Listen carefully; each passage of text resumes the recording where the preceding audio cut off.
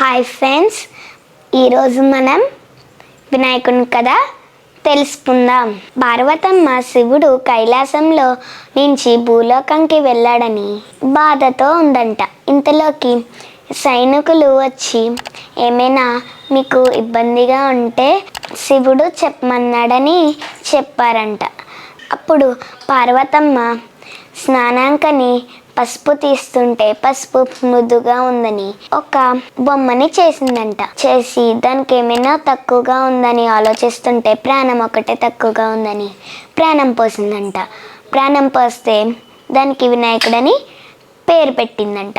నీకు నేను శక్తులు అన్నీ ఇచ్చాను, నువ్వు ఇప్పుడు ఎవరిని లోపలికి రానివ్వకు, నేను స్నానానికి వెళ్తాను అన్నాడంట. అప్పుడు వినాయకుడు సరే అని బయటే కాపలా కాసాడంట. అప్పుడు పార్వతమ్మ స్నానానికి వెళ్ళిందంట.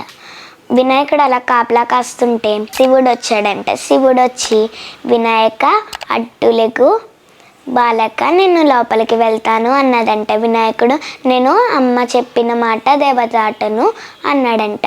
అంత కోపంగా అనడం వల్ల శివుడికి కోపం వచ్చి త్రిశూలాన్ని తల మీద ఇసిరాడంట. తల తగిలిందంట. అప్పుడు అమ్మ నడిస్తే వినాయకుడు పార్వతమ్మ వచ్చి శివుణ్ణి అన్నదంట, వినాయకుడిని కనుక మళ్ళీ తీసుకురాపోతే నేను ఉగ్ర రూపం దాల్చి అందరినీ ప్రపంచాన్ని అంతా నాశనం చేస్తాను అన్నదంట. మళ్ళీ శివుడు సైనికుల్ని పిలిచి ఉత్తరవైపు పడుకున్న తలని తీసుకురమ్మన్నాడంట. సైనికులు వెళ్ళి తీసుకొచ్చారంట.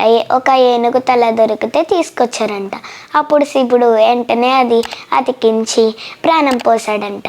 అప్పుడు మళ్ళీ వినాయకుడు వచ్చేసాడంట. అప్పుడు హ్యాపీగా ఉన్నారంట. కథ నచ్చిందా ఫ్రెండ్స్? మీకు ఈ కథ నచ్చినట్లయితే కావ్యశ్రీ మీడియాని లైక్ చేయండి, షేర్ చేయండి, సబ్స్క్రైబ్ చేసుకోండి. ఇలాంటి మరెన్నో వీడియోస్ కోసం పక్కనే ఉన్న బెల్ ఐకాన్ని కొట్టండి. అందరికీ వినాయక చవితి శుభాకాంక్షలు. Bye friends.